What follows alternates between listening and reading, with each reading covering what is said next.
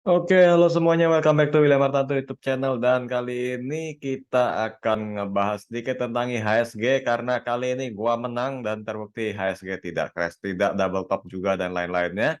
Dan itu akan kita bahas pada vlog kali ini. Dan saya ngomong dulu di awal, jangan ada salah paham bahwa ini adalah video yang dianggap mau jelekin orang dan segala macam.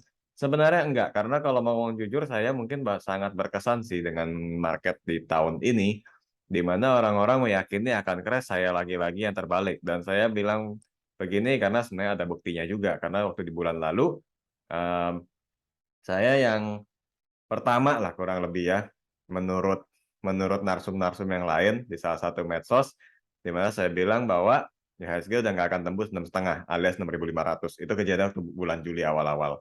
Dan sisa-sisa narsum yang lain justru tidak satupun yang setuju dan bilang saya itu nggak lihat berita, nggak baca kondisi makro, dan kalau ngeliat dari market doang itu salah. Dan kalau langsung mengasumsikan 6.500 sebagai bottom itu juga salah. Ya, saya sih sebenarnya bukan kali kali ini kayak mau membanggakan saya benar, bukan. Tapi kalaupun salah, saya juga nggak akan hapus kan. Kayak waktu video saya salah satunya saya bilang bullish flag itu kan banyak ketawain itu di YouTube juga. Dan saya it's okay, salah, salah, benar-benar gitu. Jadi untuk kali ini saya mungkin lebih kepada apa sih yang mendasari saya pede banget bilang IHSG itu nggak akan lewatin 6.500 itu yang akan saya bawain di sini. Syukur-syukur saya bisa sedikit mengedukasi teman-teman di sini supaya jangan sampai next time kalau ada lagi kejadian yang mirip, teman-teman ngambil kesimpulan yang nanti terlalu disayangkan. Seperti yang IHSG pola double top itu kan suka nggak suka menjadi salah karena terlalu cepat mengambil kesimpulannya. Kalau misalnya nggak buru-buru ambil kesimpulan kan akhirnya memang tidak terjadi gitu kan. Ya biar nggak bingung kita langsung share screen aja lah, karena saya kan nggak akan langsung nggak akan memperlihatkan apa yang video-video saya sebelumnya dan segala macamnya. Saya nggak akan nyuruh Anda lihat kembali apa yang sudah lewat. Karena ngomong yang udah lewat itu tugasnya, ya udahlah entar ada yang kesinggung. Lanjut aja, IHSG dulu. Ini dia chartnya langsung di trading view aja. Tutup iklan dulu ya, jadi lu orang tahu gue pakai yang gratisan. Nah, kalau waktu itu kan saya sempat bilang, kalau misalnya IHSG mau double top, itu kan kurang lebih kan kalau double topnya satu top di sini dan top di sini, berarti kalau mau crash istilahnya harus terjadi penurunan dulu di bawah 6.500. Kebetulan di bulan Mei tanggal 13 bottomnya itu 6.509. Dan waktu di bulan Juli ya sekitar tanggal 4 inilah ya. Di sini saya ada memperlihatkan lagi IHSG cuma sampai 6.559. Berarti saya menyimpulkan gini aja. Kalau lowestnya di sini IHSG 6.559 nggak lewat, berarti ya 6.500 nggak akan dilewatin gitu kan.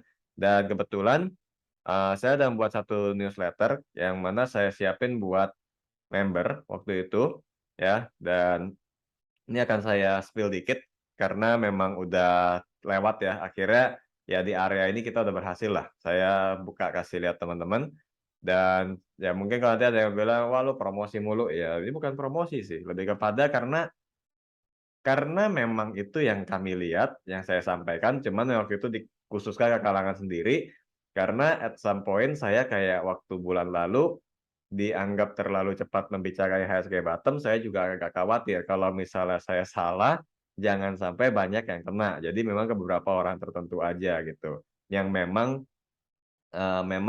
mengharapkan kesempatan untuk memanfaatkan market yang turun untuk beli. Kalau yang maunya market turun tinggalin, ya saya nggak akan ngomong sama mereka. Karena kalau market turun saya bilang buy, nanti tahu-tahu saya ngalamin hal yang sama kayak tahun 2020. Gimana saya bilang, ini downtrend sebentar doang, ntar juga lewat. Ya, dan mereka bilang apa? Pala lu bentar gitu kan. Ya udah, kalau emang orang nggak mau tahu, ya nggak usah kasih tahu gitu kan. Nah, kurang lebih kayak gini. Ini waktu 27 Juli saya buat dengan sebuah pertanyaan simpel, is this the bottom? Ya, jadi tiap kali newsletter kita tuh itu temanya dulu di atas, project newsletter, lalu perkenalan, dan di sini temanya yang sepertinya sudah mencapai bottom. Nah, jadi kalian ada aja lihat kan, ada kata sepertinya yang menunjukkan saya sendiri sebenarnya waktu itu pede nggak pede, jujur aja. Tapi kalau saya nggak menyatakan, saya merasa itu juga kesalahan gitu. Daripada tunggu udah 7.000 atau udah tembus 3 resisten baru ngomong buy kan juga kayak lu kenapa harus telat kalau lu bisa duluan gitu, dan lu punya datanya gitu kan. Nah, jadi di sini saya mengumpulkan pertanyaan umum karena ada beberapa pertanyaan dari member juga. Kalau nggak salah 28 Julinya kan pengumuman Fed Rate ya. Jadi pas tanggal 27 Juli saya buat ini, saya tanya, "IHSG pasti ambrol kalau Fed Rate?" Ya saya jawab, nggak ada yang bisa mastiin gitu ya, karena itu ya kita siapkan beberapa skenario dan beberapa strategi. Anggaplah akan anjlok pun atau ambrol bahasanya waktu itu waktu ditanya, ya bukan berarti nggak ada peluang. Namanya juga harga saham turun, kita mengincar supaya kita jual saat rebound gitu kan. Lalu kenapa posisi IHSG jadi nggak jelas? Karena waktu itu IHSG-nya kan sideways. Ya, sideways itu emang bukan kondisi yang nyaman untuk trader yang suka dengan kecepatan. Jadi kalau misalnya yang suka second liner, apalagi first liner, kalau IHSG lagi sideways ya lu cari penyakit lah istilahnya sideways kok malah malah mau trading cepat, itu nggak akan bisa. Namun setiap kali pergerakan sideways ada indikasi pertama bahwa pasar reakumulasi mungkin terjadi. Saya sebut reakumulasi karena IHSG yang tadi sebelumnya sudah sempat naik dan turun lagi gitu ya. Sebaiknya beli saham apa? Pada waktu itu saya pilihnya komoditi karena batu bara masih naik dan sempat ada sedikit oil ya. Kalau yang ngikutin di Instagram live-nya WH Project Official, itu Anda tahu banget bahwa saya sering banget mention saham Akra. Memang waktu itu saya beli dan saya bilang ke beberapa yang nanya juga bahwa pertanyaan mereka nyebutin harga average-nya saya bahkan di atasnya dan saya nggak jual gitu. Sampai akhirnya naik di atas harga saya baru saya jual lagi. So kita mulai dari HSG-nya. Ini composite view-nya, ini gambar nyolong, saya lupa dari mana. Dan ini ya pengukuran dengan gun fan. Ini indikator yang menurut saya menarik ya, karena dalam 2 hari saya kurang lebih merasa saya kayaknya udah kuasain. Tapi saya nggak tahu sih benar atau enggak. So far, saya cocokkan dengan kondisi HSG ini yang match gitu ya. Intinya di sini nggak lewat, ya garis gun fan-nya ini nggak lewat, berarti HSG naik, dan tinggal tunggu tiap garis barunya aja lewat gitu ya. Berarti saat ini masih bullish. Kalau dikombinasi sama MACD juga saya sih udah pede aja sih, histogramnya aja ke atas ya kita udah tahu itu akan naik. Saya bahkan udah beberapa kali bikin video yang serupa ya. Jadi kalau misalnya grafiknya sideways, MACD-nya bullish divergence sudah boleh pede aja untuk beli.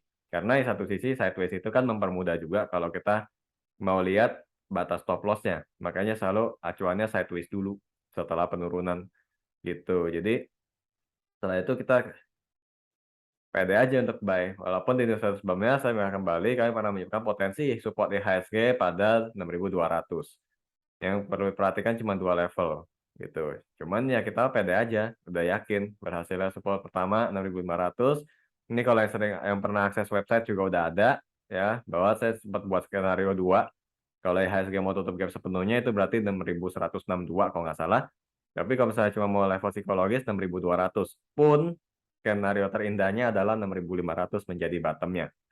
Ya, namun untuk faktor risiko selalu mengingatkan untuk menunggu kejelasan dari setiap sentimen supaya saya juga jangan sampai ya ini kan namanya ke member klien gitu kan. Kalau sampai saya yang kepedean suruh beli tahu-tahu marketnya menyatakan tidak dan datanya tidak ada, ya saya harus ingetin bahwa faktor risiko selalu ada. Jadi dari sejak Juni 2022 saya tuh udah sebut itu sebagai bulan nyicil. Gitu, dan sektor rotationnya dan lain-lainnya kita tutup aja.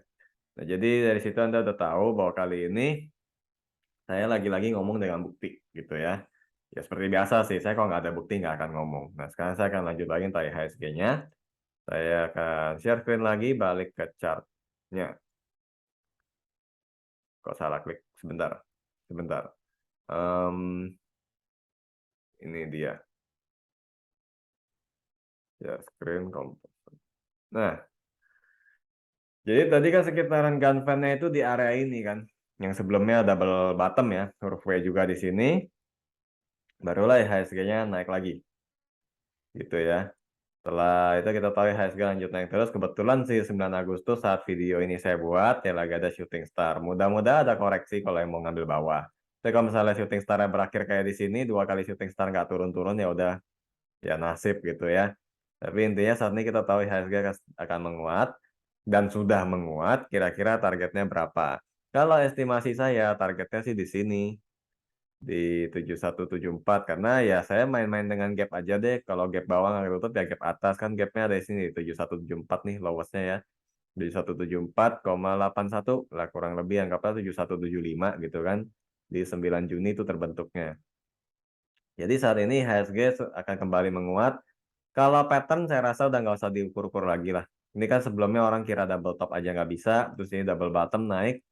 Ya, kalau yang biasa ngukur double bottom nih, bottomnya apa, double bottomnya pendek, biasanya penguatannya nggak panjang lah. Ini kan udah terbalik gitu ya. Dan akhirnya tinggal tunggu di gap di sini. Ya, saya cukup beruntung bahwa metode atau indikator Ganfeng yang saya baru pelajarin ternyata cocok.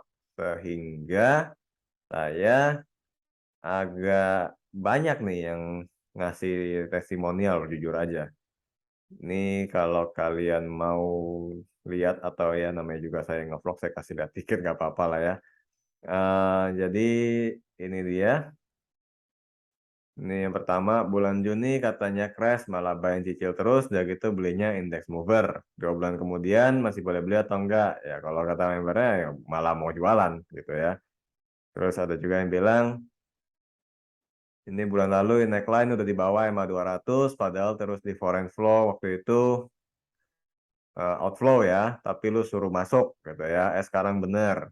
Itu bahkan di bawah EMA 200. To be honest, saya nggak pernah pakai EMA 200 ya, saya juga nggak tahu seberapa krusialnya. Terus um, seberapa parahnya itu saya juga nggak tahu, dan foreign flow yang negatif mungkin ini akan memperlihatkan bahwa sekali ada momennya bandarmologi nggak terlalu berarti gitu ya. Dan kombinasi saya cuma screener sama hoki aja menurut saya. Ini juga jangan index mover malah naik gitu ya. So ya kurang lebih kayak begini hasil akhirnya dari keberanian dan kenekatan ngumpulin di bawah.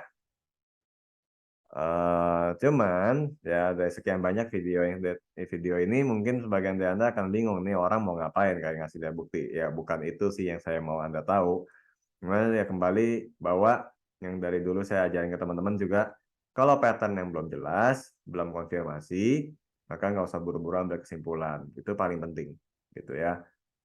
Kalau memang patternnya ada konfirmasi, memang ngomongnya gampang dan sebenarnya telat gitu, saya tahu. Cuman kalau belum jadi, buru-buru ambil kesimpulan, apalagi sampai ngelarang-larang orang lain beda pendapat, saya kira itu nggak wise dan di satu sisi nggak pantas ya. Maksud saya kayak, ya lu yang takut kenapa orang lain harus ikutan. Itu menurut saya nggak terlalu oke dengan cara seperti itu.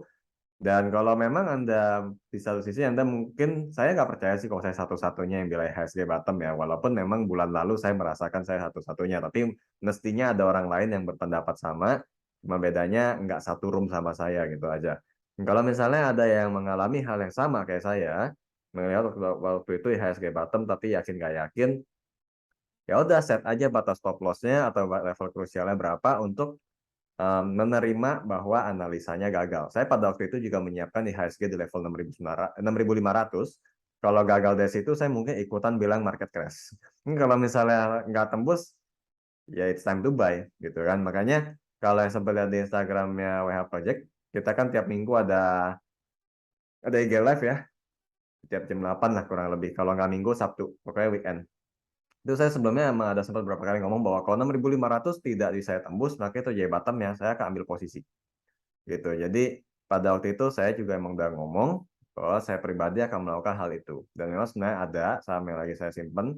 Cuman untuk soal flexing-flexingan itu lain kali aja. Karena menurut saya belum terlalu heboh juga untuk diperlihatkan dan segala macamnya. Dan saya juga nggak niat sih sebenarnya untuk melakukan hal kayak gitu. Ya lihat aja nanti kalau misalnya ada topik lain yang saya perhatikan. Cuma intinya untuk kali ini berarti saya menemukan kembali bukti bahwa IHSG-nya belum crash ya. Dan sebelum kita tutup, saya coba mengingatkan kembali estimasi target kita. Nah ini Ganfeng-nya keluar, bingung nggak lo? Dua arah, saya buang aja dulu biar nggak pusing. Bahwa ada target gap di 7174. Jadi selama target 7174 ini belum ditembus, ya maka inilah targetnya. Tadi di tanggal 9 ini kan highest-nya sempat 7144. Ya, kalau udah tembus dari situ, belum tembus dari situ, sekarang IHSG tutup di 7102, maka targetnya masih 7174. Tutup nggak tutup gap saya nggak tahu. Kalau saya pribadi malah saya nggak peduli. Nggak tutup gap buat take profit gitu aja. Kalau misalnya tutup gap lanjut, targetnya berapa saya juga udah nggak terlalu pikirin sih. Karena menurut saya kalau target IHSG bisa sampai 7.500-an di akhir tahun itu target yang sangat make sense karena memang sentimen Fed rate gitu kan. Karena itu mungkin kita akan nunggu lagi nih nanti inflasi di US kira-kira gimana. Inflasi ini akan menjadi atau memegang peran untuk memperlihatkan ke kita bahwa sentimen inflasi itu masih ancaman atau enggak, dan kira-kira memberikan gambaran Fed rate masih akan naik atau enggak. In case udah nggak naik, biasanya orang-orang juga baru mulai balik ke market, dan disitulah yang udah beli di bawah akan jualan. Itu udah pertukaran aja, yang hal yang biasa aja kok.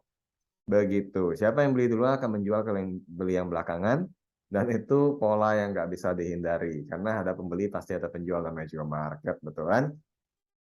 Oke, jadi kemarin saya bikin video Q&A untuk semacam comeback aja karena saya 3 minggu hilang dari YouTube dan sekarang kita update HSG. Nanti saya akan coba cari lagi topik-topik lain yang cukup menarik. Kita akan bahas lagi bersama di YouTube ini. So, saya kira sekian dulu. Saya sekarang ngetes mic baru juga. Jadi kalau misalnya nanti ada yang bersedia mau komentar apakah kualitas suara yang lebih bagus atau enggak, dipersilakan ya. Untuk video kali ini aja anggap aja saya yang norak sama mic baru dan pengen tahu gitu menurut penonton gimana. Nanti saya akan coba lihat juga sih. Kalau misal akan coba dengerin juga sih hasilnya gimana sebelum upload. Mudah-mudahan lebih bagus. Kalau misalnya enggak ya saya pakai clip on lagi gitu aja. Oke, thank you dan kita ketemu lagi pada vlog selanjutnya. See you again.